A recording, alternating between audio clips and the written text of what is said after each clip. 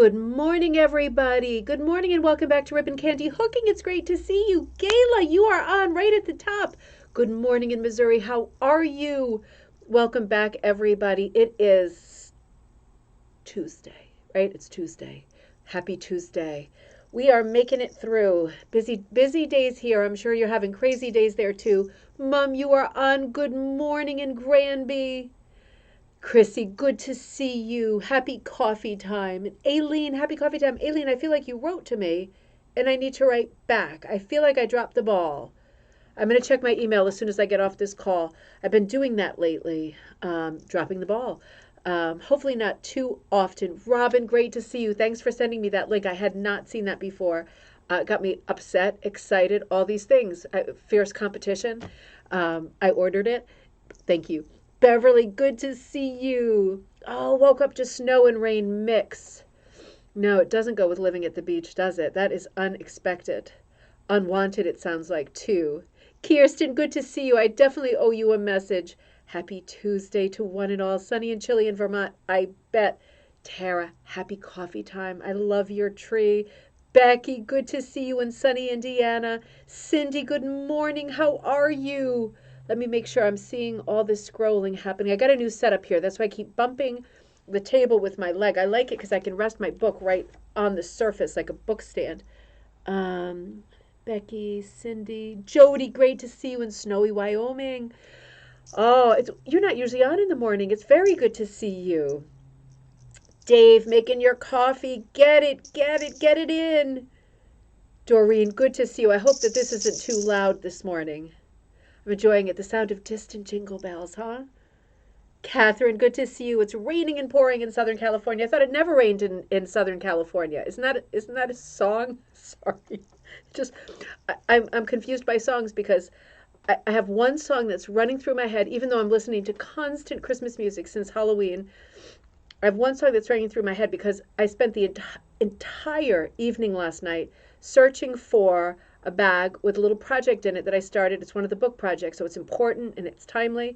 I spent the day here looking for it, couldn't find it. Spent the evening at the house looking for it, couldn't find it. Came back today, trashed this place again looking for it, and all the while singing that U2 song, and I still haven't found what I'm looking for, but passive aggressively in a not healthy or melodic way, in a channeling rage way. So I'm really hoping that after coffee time, I find what I'm looking for because I'm right there at the end of my rope with that. Joyce, great to see you. Sunny and mild in the Poconos. I haven't been to the Poconos in so long.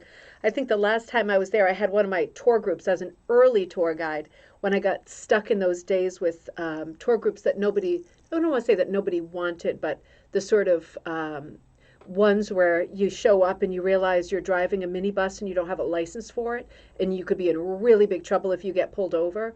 But your boss is on the phone and he's in another state and he don't care. So you end up driving around the Poconos with a bunch of older people, not able to do commentary and look at your notes while you're driving a large vehicle. That was the last time in the Poconos, but it was super beautiful. And I remember we went to some beautiful old inn. There were people upstairs playing. What's that tile game that is mahjong, right? I was going to say illegal. I don't know if it's illegal. I felt like there was something nefarious about that whole mahjong game. And then we stopped at a beautiful little candy store, and they were like pulling taffy and making ribbon candy and making a bunch of things in front of us. And it was so, so beautiful. It's definitely time to go back, isn't it? Denise, you logged on. Good morning. I know, it's not good news from Kentucky, is it? Holy mackerel. L.A. Kissa, good morning in snowy and cold Edmonton, Alberta. Oh, I bet. I hope you're staying warm and cozy. Welcome. It is good to see you. Seems like it never rains in Southern California. There we go. I knew it was in there. Carol, good to see you. I just saw a beautiful picture of you on Facebook. Did I catch everybody? Mom said I forgot to say that. Buttons. Oh, our little dog Buttons is at the beauty parlor. He's a hot mess. He's a little Yorkie, and he's getting his hair cut. So hopefully he's not biting anybody and getting us in trouble when we're there. Oh, he's coming back today. He's been staying with his grandma, my mom, in between trips and haircut and all this crazy stuff. But Busy times, isn't it? If only I could find that thing I'm looking for. It's a bag of rolled up, balls. I'm working on a crocheted rug, and I just cannot. The thing about it is, it's not just the balls and how long it took to get those balls ready, but it's the crochet hook that's in there. It's an antique one, and if I don't find it when I sew the next set of squares, they're not going to be the same size because I don't know what size hook it was. Dun dun dun. The plot thickens and gets much worse. Sandra, good to see you. Good morning in Vermont. Kirsten, a friend from Vermont, logging on here. Love Vermont. I'm in Vermont all the time and I love it. So, what to say? Bingo night on Friday night, just so you remember. We have the bingo cards. It's a holiday theme, winter/holiday theme. Kira's putting them together. They'll be ready today, so they'll probably go out tomorrow. As long as you print out however many bingo cards you get by Friday, there are 12 different cards. So there are 12 chances to win, and many people play many cards. It depends on how you feel about bingo. The cards are $3 each, and how much you feel you can keep up with during the course of the show, because I will spin the bingo wheel, make calls, and you'll cross them off on your card. And we're not looking for bingo, we're looking for blackout. But I will explain all that Friday night. The point is, it's a super easy game. And if you can recognize a picture and cross it off, then you are there. And I am going to add some mini games in this week. That'll be a lot of fun. So, yeah, and the Klimt class is there if you want to sign up for that. That's coming up later in the month. Designing like Klimt. And I am going to put up that penny rug class. I've had a few people ask for a beginner class for January because there's a lot of gift giving going on. So I will put up a beginner class also at the end, hopefully, of today. I've been thinking about working with the therapist a lot. I've been thinking about doing, and I've never done this before because I'm more religious than spiritual, I think, in terms of what I'm interested in.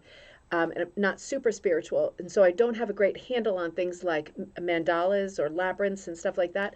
But he gave me the great idea of doing, like, hooking a mandala. And I thought, that's not a bad idea, because he explained to me that yourself, your person, is supposed to be the center of the thing, and everything works out around that. And I thought, first of all, I need to read up on this so I understand fully what the concept is. And secondly, I think it would be an amazing thing to offer to hook, because I think as we move away from the holidays, right, and gift giving, which is so very nice and important, and sharing and getting together, we move into January, which can be a scary time and place for some people, very sort of isolated time, and probably going into February, one of those, January, February can be very tough months for people. Definitely for me. So going into those months, I think it might be nice to start on a beginner project that can be very colorful, very uplifting, very thoughtful, and very introspective. So I'm thinking about offering that as a kit with lots of color choices, hooked. I could do a hook class and a punch class for January as a beginner class. I thought that could be something really nice. Could be finished as a round table thing, or you could be squared out and hung up on the wall, like just like a wall hanging. But I thought that could be something really nice. Could also be made for the bottom, like I was just thinking of a tree skirt, although we are past that season. I often keep up a little wire tree through the year with like different decorations on for different seasons. That could be a nice kind of skirt, the mandala thing, right? Of course, the spike of the tree trunk would be going right through the center, which is the self, which is very sort of vampire connotations. Maybe not. We'll think about it and evolve that idea together, but there will be a class posted hopefully later today. Oh, good, you're chatting. Aileen says, have someone with a fresh set of eyes help you look. You're right, because it's like that Edgar Allan Poe story, right? Like the purloined letter, remember? Spoiler alert, earmuffs if you don't want to hear. But the letter that the detective is looking for is on the mantle, right? Like addressed to the person. They've ransacked the many apartments in Paris, and there it is on the mantle. That's so true, because I'm in such a state over this, looking for this for so long, that it is entirely possible that it is sitting right here. And I'm looking around, and I'm just not seeing it. Yeah, that's the thing, isn't it? I need some more eyeballs. How about making a game out of it for the kids? That bull in a china shop action, you know what? If I bring them over into the studio, they would probably love that with a prize. Oh, they would love that. That's a great idea. I love getting them involved. Those two monkeys are at school today. I had two parent-teacher meetings last night. They're both doing so well. I can't believe it. They're both doing so well. Both teachers said, I'm bragging, that they were like the top of the class, like the top student in the class. Friendly, kind, helpful, smart, just all around doing well. So I thought, that's nice to hear. This year, that's nice to hear. It's been tough. So, okay, so Klimt class bingo coming up, lots of things coming up, but take a look at ribbon candy hooking when you get a chance, and you can see some of the things that are coming up, more than my head can remember right now with such crazy preoccupation going on. So, all right, so, yesterday I really enjoyed our time together at coffee time because we were talking about one of my favorite subjects. We were crossing into early America and those settlement years, and we were talking about just basic sort of overarching type ideas about life and practical concerns, and why the story of the rug and conversations about rugs in contemporary texts doesn't typically cover, it covers all forms of decorative art, but it doesn't typically cover floor coverings. And part of the reason is there weren't a lot of them, right? There was an abundance of trees and wooded areas, and people, weren't as concerned about warmth as they would be, for example, if they were living in a remote part of England and there was a ration on trees you could cut down. There was lots of reasons why, right? People coming over here, limited cargo, limited storage, not wanting to bring big things like rolled up carpets, right? So there's lots of reasons why we're not seeing rugs in the early years. And there's a lot of reasons why we're not seeing rugs a little bit later, in terms of as soon as things get to be manufactured during the American Industrial Revolution, people are not working on homemade projects anymore. They are buying things as a status symbol. They're buying things that are obviously manufactured, right? And the pendulum starts swinging at that point between, at some points, even in the 20th century, being at leisure to pursue crafts and hobbies is a status symbol at some points in the 20th century, right? It would show that if you had the time to work on making something pretty, like a needlepoint or a motto that you would frame and hang on the wall, that would mean you had the time to sit and do that. That would probably also imply that you were getting help at home, particularly if you had children and there was a house to run. So these are all interesting social history things that affect the conversation on any kind of decorative arts, right? Our area of interest is rugs. Jill, good to see you. Oh, thank you. These are one of the old pairs I got at one of the country stores. Thank you. I'm trying. I'm trying so hard to look normal.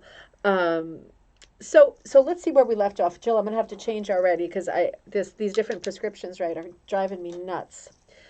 So we left off this conversation talking about a really interesting subject I thought yesterday. No, I can't see the comments. Isn't that terrible? Left off a really interesting conversation about that decorated alternate floor, right? Decorating a floor that is a dirt floor and adding things like lime or, sifting other materials into it, like a plaster of Paris recipe, and ending up with a polished floor that you then polish with a wool rag. And they're saying you're polishing it like it's a ballroom floor. You can almost see your reflection in the dirt, right? Is that a metaphor or what?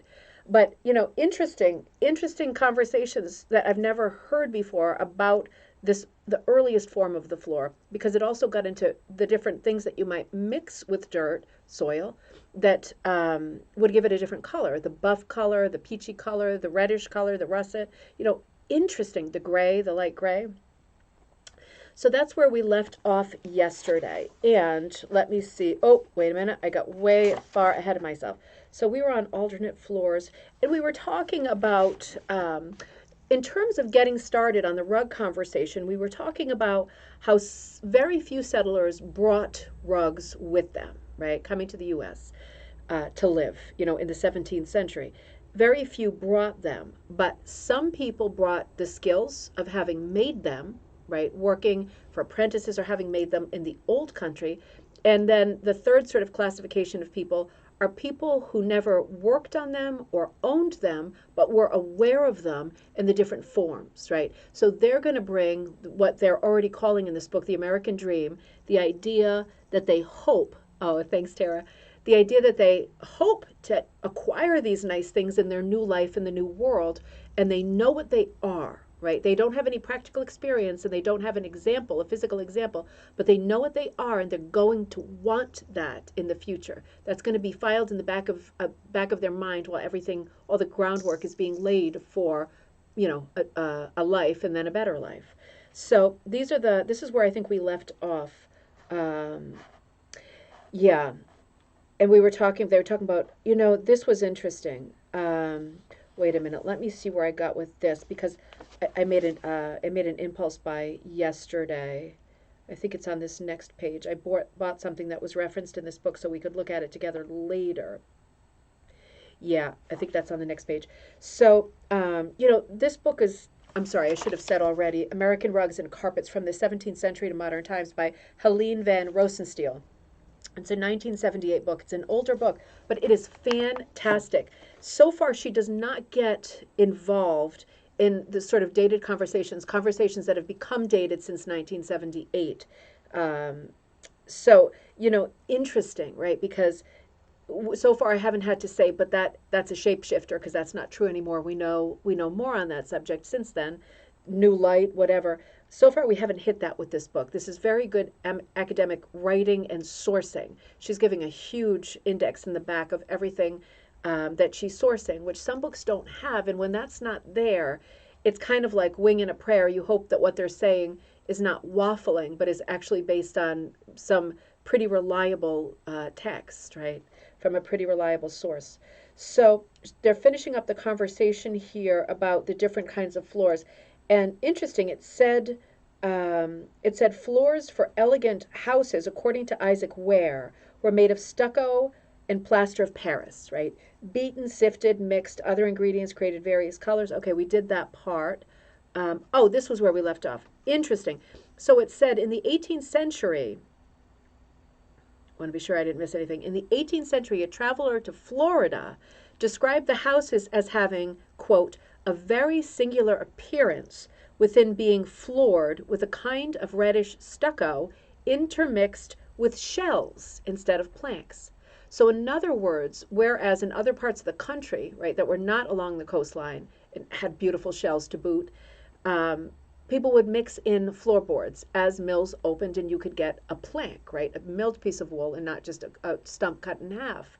So in Florida, it's a little bit different because you want some kind of substance and decoration in the floor mixed with your recipe, right? Whatever your recipe for the dirt is.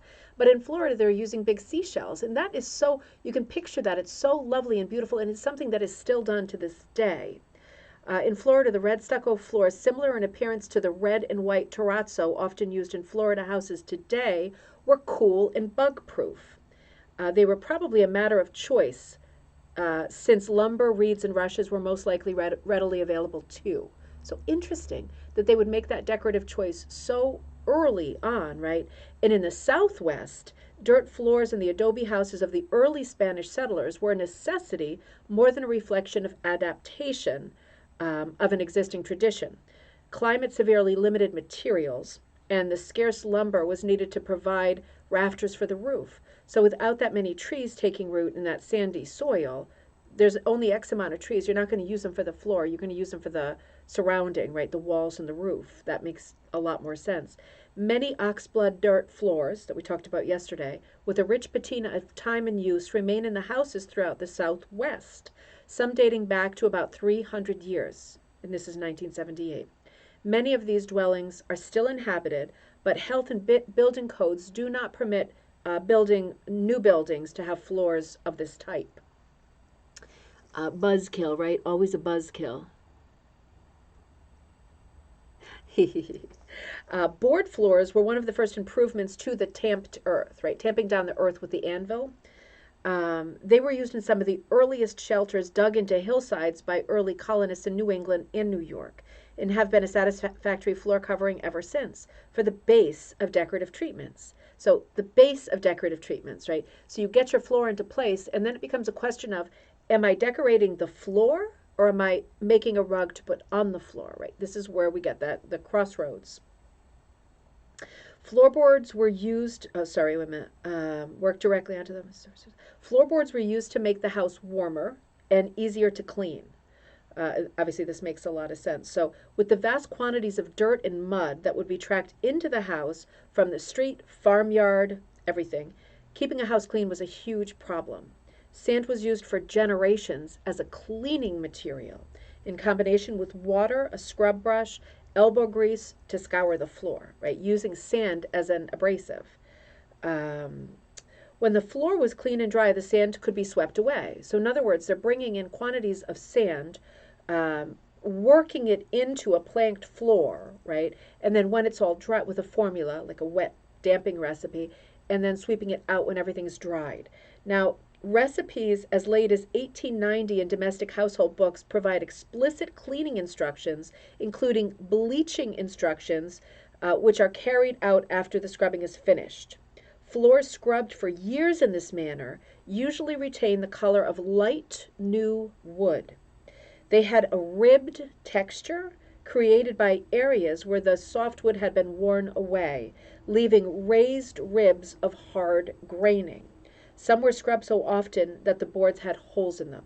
Now, this is an interesting point because sometimes when you go into a very old house, right, 17th, 18th, early 18th century house, and you tend to say when you go in, you see that ribbing that they're talking about, almost like dull splinters sticking up, right? So much of the softwood or the, like what they said, the punk, right? The wetter wood would just erode because of this really aggressive cleaning with sand for years and years and so often.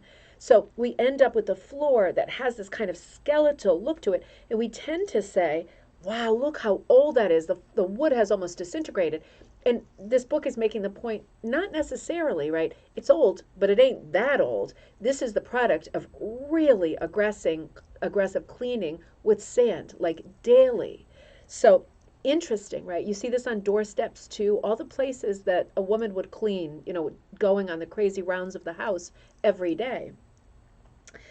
Phillipsburg Manor in the early 18th century Dutch house slash mill in Tarrytown, New York, has been restored and cleaned with traditional scouring methods, giving the entire interior a bright, clean look. I've been there, and that is a beautiful house. That's one of those great Hudson River Valley houses, right? Really wealthy estates along the Hudson River. And Tarrytown is where I went to college the first time, just for 1 year at Marymount, which is no longer there, at least in Tarrytown. It's an excellent example of the many ways the interiors of early houses, at least in New York, may have looked. So, in other words, when they opened this house up to the public, right, Phillipsburg Manor, they were paying attention to this tradition of doing this crazy sand scrubbing, and they scrubbed the whole house out that way, and it brought the floor back from probably having a patina, right, to having been lived in all these years before it was made back into like a visiting place, like a historic house, museum house. And it brought it right back to the light color of the wood. Now that's interesting that it's almost like this teeth whitening thing that you're not supposed to do, right? It's almost too much of an abrasive. Catherine says, are there recipes in this book? Catherine, there are recipes in the footnotes. So I'll see if I can get to one. There's a lot of sourcing in this book. So I'm going to double check and make sure that there's a full recipe, but there's many references to these recipes and the things they had, in the formula in the back of the book. So I'll just confirm that before, if you're thinking about buying the book, but I'm sure that I saw that in the end pages. Very, very long, succinct index at the end. So I thought that was a nice reference to Phillipsburg Manor. It's remarkable how many references there are to Hudson River Valley houses in this book too. So they're early houses, of course, but I think the sort of traditions of maintaining the floor and introducing rugs it's kind of like the calling card for like all of New England tri-state area are these Hudson River houses, because there's many references. So she goes on to talk about that. There might be one right here, actually. Sand floors were genteel. No, that's just large passages about sand carpets and sand floors, and how they would purposely leave sand in between the cracks of planking, right? That would almost become like grout.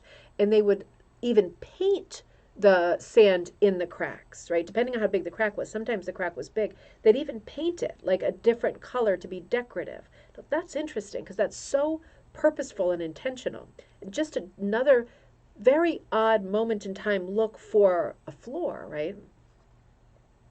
Now, this is an interesting question she poses here. She says, was paint originally used to make floors easier to clean, to make them prettier, to use up remnants of paint, to make a smooth surface free of splinters, or to imitate a finer floor coloring?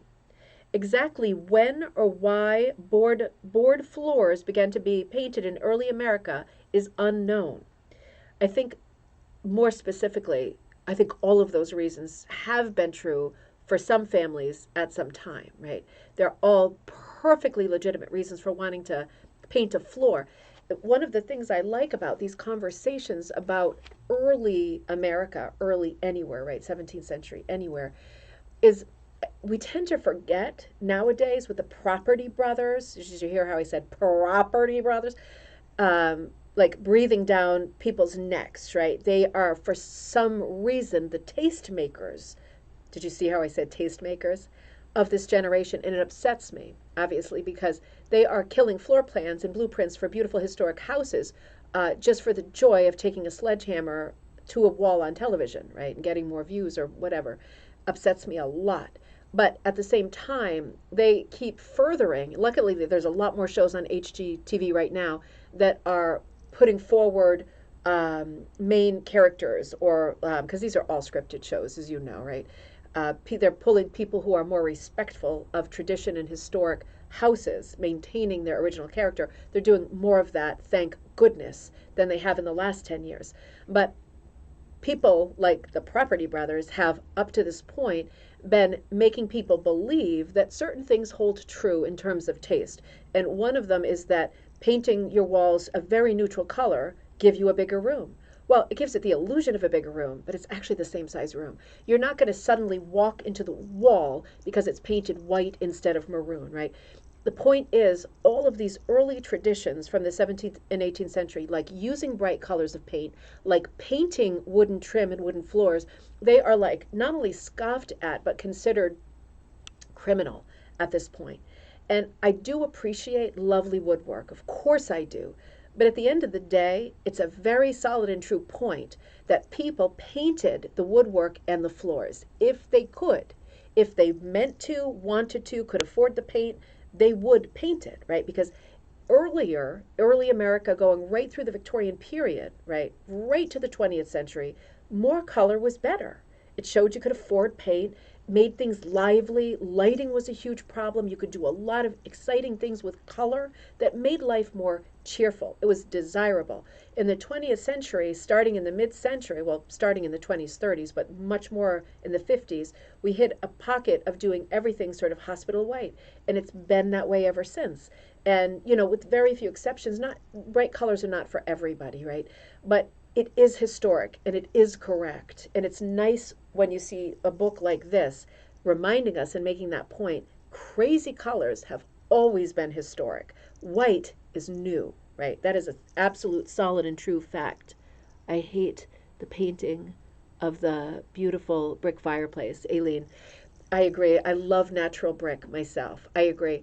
But once in a while in a nice 1950s ranch or something, you see a painted fireplace. And in that case, you expect that it was always painted, right? Because it's probably gray brick and not red brick. But I agree with you. There is nothing like a nice brick fireplace. I agree completely. Painting fireplaces is not my thing, but painting the floor is. I've always been a pig for painting the floor, and I have not always been allowed to do it. But my memory of touring historic houses, particularly in New England, right? Not so much in Europe. And particularly, Mom, I don't know if you remember, but that house that you and Dad looked at in Osterville on Cape Cod, tiny, sweet little village right on the water, Osterville, where, as far as I know, the last Wimpy's restaurant is. Beautiful house they looked at right on the main street back in the day. And I remember when we went upstairs, old and beautiful, it was like a 19th century home. In the attic had been converted into a series of little bedrooms with beautiful angles in the roof. And it was so impossibly charming and quaint and dreamy. And the entire floor upstairs that was once the attic and then converted to bedrooms was painted gray, like a dove gray, and splattered, like with so many colors of paint. And I mean, I was obviously much younger. This was like more than 30 years ago. But I remember seeing it and thinking, that is so cool. And it was so old, right? It was so old. It wasn't something new. It's something that she'll address in this book in a few minutes. Dave says, we used to bleach and paint floors. Now we bleach and paint ourselves. That is a great point. That is a great commentary on current popular culture, right? That is fantastic. You have to make that into some kind of a crazy meme, right? And we'll share it all over the place. That is so true. I love that. LA Kissa says, I love painted floors. They always make me happy. Me too. I just love them. I just love them. Particularly if the floor is crappy, right? I mean, that's like a bit of a qualifier because also, at least on the first floor of the house, I feel I like the wood floor, personal choice. But on the second floor, I feel free game. And on the attic floor, if it's finished at all, I feel it's almost a requirement to do something crazy on the floor. But at least, you sometimes see I've seen it a lot in the Hudson River Valley houses. You see stenciling around the edge of the floor, like the borders that we did in like the 80s, right? But on the floor, beautiful, careful stenciled paint around the border of the floor, leaving the center intact. All these kinds of tricks, and I'm sure you've heard them too, for Victorian through early 20th century building, where you would put like the nice material, like the nice parquetry, parquet type floors, the old woods around the edge of the floor, right? And in the middle, you would either put a carpet because it was cheaper wood to kind of hide that you were using like pine in the center, and it would effectively look like the entire floor was this very expensive wood. Or alternately, put in the nice material in the center. On the edges, put like the lighter wood that's less expensive, right? Less stately, and stencil it. And in these old homes, when you tour them, it is so amazing to see how worn out the paintwork is on the borders of a room. Because you think to yourself, if they don't have it staged properly in like the original way, you think to yourself, what was in that corner that so many footsteps over 200 years have worn that paint down? Like, do they have a closet over there? Was there like some kind of heating device? Was there a cupboard? What was in that corner that caused this massive, obviously natural, worn out paint just in that one area? It always gets you thinking, doesn't it? Always gets you thinking. Same thing with carpeted floors. Catherine says, I watch old movies just to see the floors. It's a great reason. And Mom says, I'll never forget that house. Gorgeous cranberry woodwork with gray floor splattered with multicolors. It was gorgeous. It was gorgeous. Oh, I'll never forget that house either. So see what this leads to. Great conversations about painted floors. Not for everybody, but at least part of the floor being painted, I think, is not criminal. And it's certainly historic. And there are these beautiful books of early American stencils. You can actually use friends in Vermont, right? I have a book that's just of Vermont stencils, like just of stencils that were taken from early houses in Vermont. And they are the exact thing. It's just so cool to use a stencil that has been used, and you know what house the design came from, on the floor, on the walls, around the doors, right, over the fireplace, sometimes over a nice old fireplace, they've done a square of stencil, and in the middle you would put a mirror or a portrait or a rug or sconce. I mean, so exciting, isn't it? So exciting. So let's see. Exactly when or why floorboards began to be painted in America is unknown. It is known that in London in 1739, a pattern book entitled, and this is the one that I ordered, a pattern book entitled, this is the title, right? Get ready. Various kinds of floor decorations represented both in plano, like blueprint flat, and perspective, being useful designs for ornamenting the floors of halls, rooms, summer houses, etc., in 24 copper plates designed and engraved by John Carwitham. That's the title, right? That's the title. So this is a 1739 book. I didn't order the original book, although I saw that it was available on Abe Books, and it cost quite a bit. But I did, one of the few positive things about technology now is us doing this. But also, so many of these old books are being reprinted, and you can buy them on Amazon, usually cheaper than eBay. I bought this one on Amazon for like $7, maybe 10, and they're shipping it to me for free. So when that comes, probably right after Christmas, because the print on demand takes some time, we can look at that together and talk about that exact periodical. And won't that be fun and something to look forward to? So the fact that that was published in 1739, she says, undoubtedly had its effect on the American floor as well. And of course it would, because not only are there constant people coming back and forth and traveling, traveling is huge, even though it was a super long and somewhat dangerous journey, not as dangerous as you would think, but very uncomfortable and long. People still going back and forth on a regular basis, right? Travel was crazy busy in these days. But beyond that, sending over on boats, not just people, but periodicals, like the one I mentioned yesterday, the Good News that came out of Plymouth and went to people in, England and the Netherlands to tell them things are okay here. In some places things were okay because, okay, we're not going to start the conversation about disturbing people who are already living there. That we know that is its own conversation. But at the same time, there were many places throughout New England where the early settlers signed contracts with the native people who were already living there saying, I will share this part of the river with you, and we will be over on this part of it. And the deal is you allow us to be here, but if we are suddenly attacked overnight by one of your enemies, right, some other native group that's here, that's more warring than you are, we're going to fight on your side. And that's the deal. And then you get these situations in these towns where people are living, I'm not going to say amicably, but are accepting each other. I mean, don't forget that the first words that Squanto said when the Mayflower Pilgrims came to Plymouth was welcome, right? Because he had been abducted earlier and brought to Europe and learned English. So there was a lot of interface. There was a lot of, this is probably a dangerous sideline to go through because there's such hot feelings about this conversation. But I think it's also important to remember that there are so many documents that show that there were a lot of meaningful side-by-side parallel living during this time too.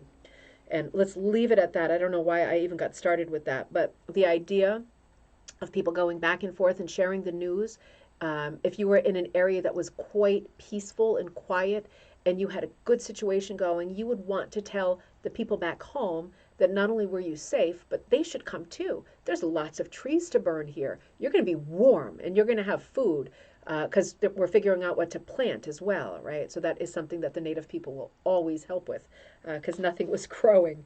So that aside, that's a subject for maybe a future Thanksgiving, if we can tie it into rugs somehow.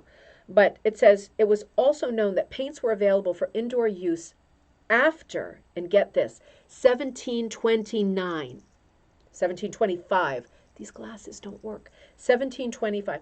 Paints for indoor use, right? So that tells me that, number one, they're faster drying. Number two, that they think that they've eliminated some of the dangerous odors, fumes, side effects. Paint something and their eyes start to cross, you're thinking maybe not. We know that this isn't true because of lead paint and a lot of dangerous chemicals and minerals that found its way into indoor paint. But the point is, in 1725, they already had paint that they offered for sale. This is an interesting conversation in and of itself, that merchants advertised long lists of paints, paint colors, supplies in many cities by 1760, right? If you lived in any kind of a town where there was a general store, they would be offering paint, indoor paint. So this idea that these are just like, if you can afford it, right? If you can afford it. Otherwise, you're mixing rust with milk and you're making red. And that's why there are so many red barns around New England, because that's the only color that a lot of farmers could afford. And now it's become quite traditional. But rust with milk is going to make a pigment, isn't it? Because rust makes a great dye. And let's look at this list just quickly. This is one of the great notes that they give. I'm not going to read the whole thing because I don't want to drive you nuts. But this reference, right, for 1760 in stores, you are finding hundreds of colors of paint, comes from the Museum of Early Southern Decorative Arts newspaper. It comes from the Museum of Early Southern Decorative Arts. It's a newspaper reference from the South Carolina Gazette from the 4th of March, 1766. And it says, this is what it says. I won't read the whole thing, but it's crazy. Benjamin Hawes sells all kinds of oil and colors, still using the English spelling of colors, right?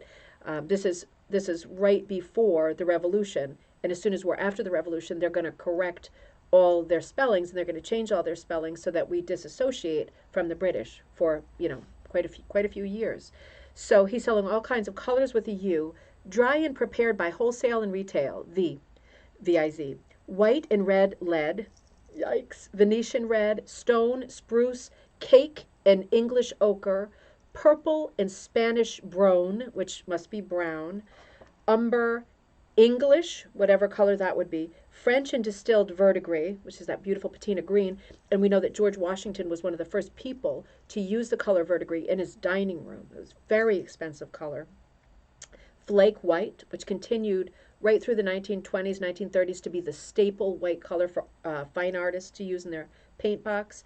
India red, Callum's earth, terrawort, gold size litharge, King's and Naples yellow, bister, I've never heard of that, blue vice, lumpen powder lamp black.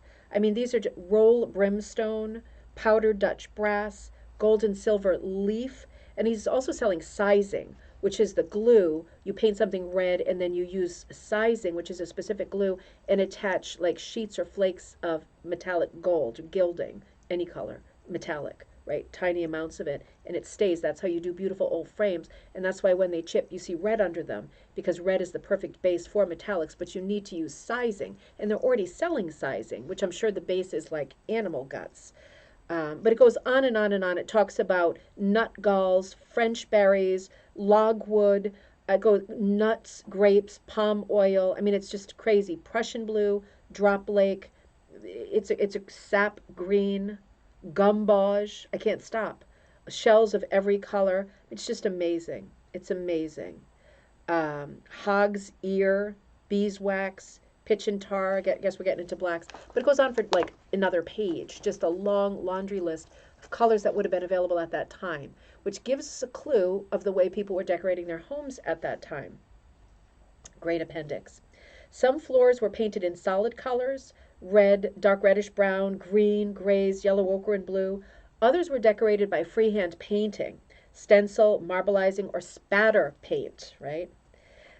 In most cases, there was a visual difference between the freedom of hand painting and the formal, sharp-edged patterning of stenciling, right? That goes without being said. And you can picture that easily, too, right? You can picture something that's hand-painted, if it's a wall or a floor, hand painting, all that sort of filigree floral, laurel wreaths, things like that, versus the very Edward Sands Frost sharp, lots of contrast, shape-driven stencils, completely night and day. Others were decorated by freehand painting stenciling, but the quality of either depended upon the skill of the painter or the itinerant craftsman. Now here comes this conversation again, and we're going to end on this today. This idea, right? We've talked about all kinds of itinerant people who would do sell you rugs, sell you stencils for rugs, or not just Sands Frost, but other people who are making stencils. Itinerant workers, travelers, salesmen at this time are a big part of the culture. And their taste, they are the taste makers, they are the property brothers without the destructive forces of this day, right? Their taste in what they choose to bring, because they've got limited cargo space if they're traveling with an animal or with like a wagon behind animals, still going to be limited space. What they choose to sell is going to be based, number one, on their taste, firstly, and number two, on what they believe, how well they know the audience that they're going to. For example, is it an Irish community? Is it an English community? Is it a Scandinavian community? Knowing what their likes and preferences are and what they're likely to buy, right? So what you're being offered, living in any particular community, is going to be limited by different factors. It's not just going to be all of the hundreds of colors that are offered at the store if you don't live in a town with the store. So making this point that an itinerant floor painter might come along and do your floor for you, there's a great series of illustrations here that we have to look at, because at first glance, right, all three of these paintings are done by the same artist in semi-silhouette style. It's interesting because he goes to a formula that he obviously knows well, and he's just changing out the faces, the costumes a little bit. The guy in the middle has got a newspaper, but the top guy and the bottom guy, they're holding the Bible, right? So he would ask people what their preferences were all around. They're not identical at all, because if you look, a lot of attention has been given to the floor, right? Different painted floors in all three. You see what I mean? I mean, how interesting is that? He didn't know, taking these commissions, He didn't know that this many years later, we would be comparing three of his paintings. And these are all by Joseph H. Davis, 1836. They're all 1836. Three different families, three different places.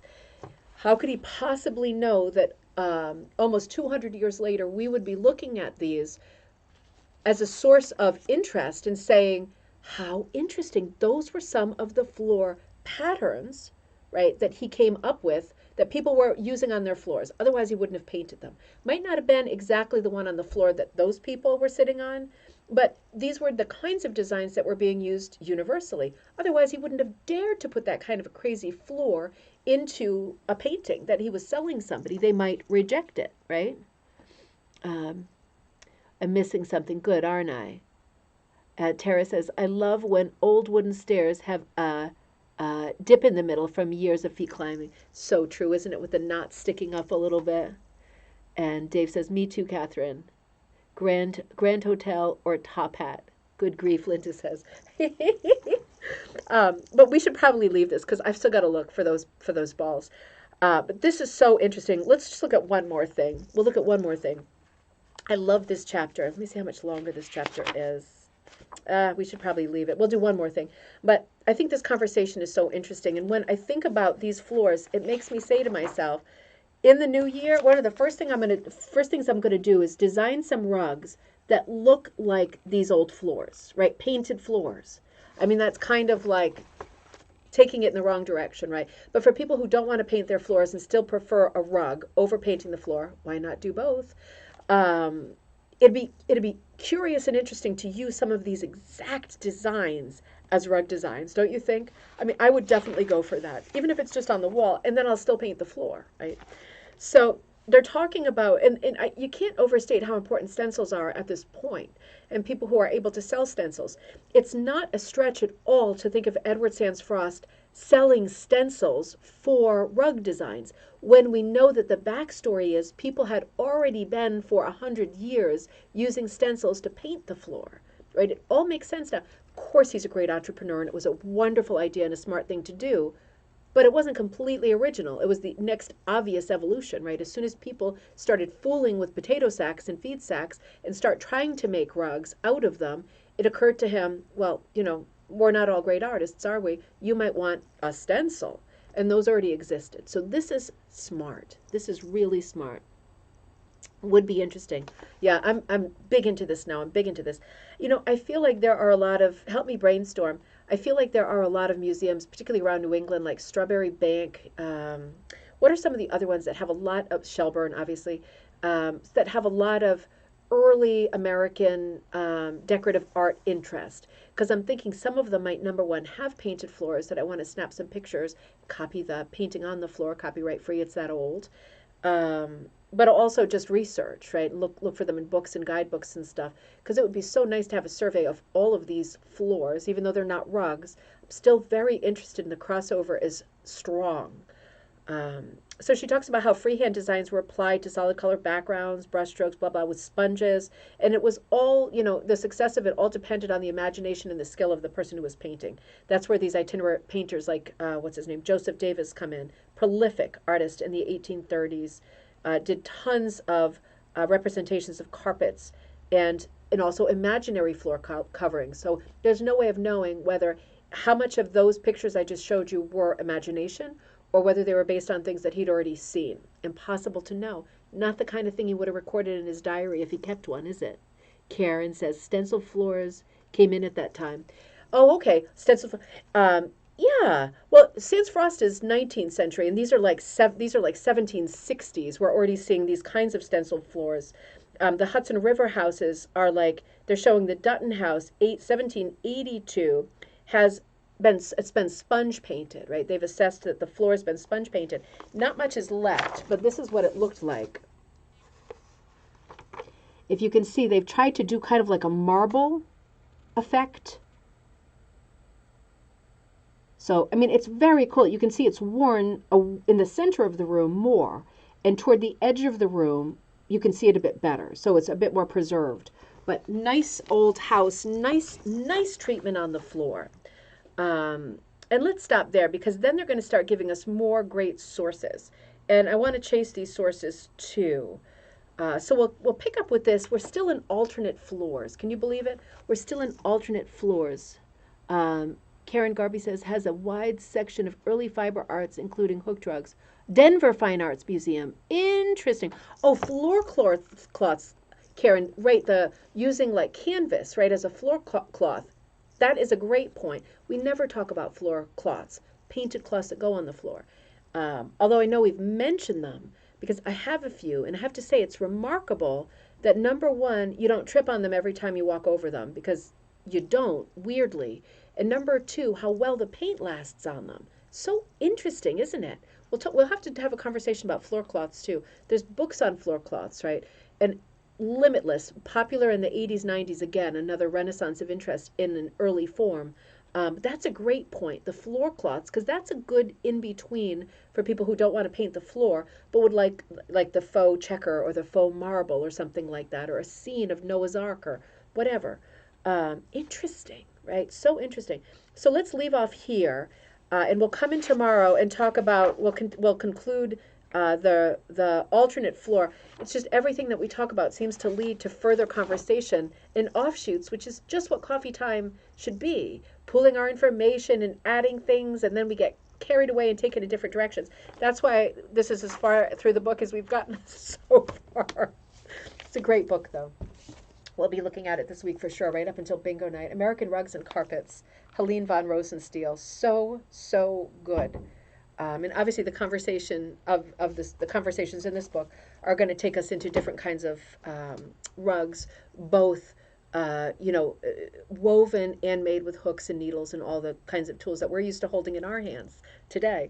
So interesting, isn't it? I love this week. Well, you know what? Have a good night. Wish me luck. I'm going to look some more.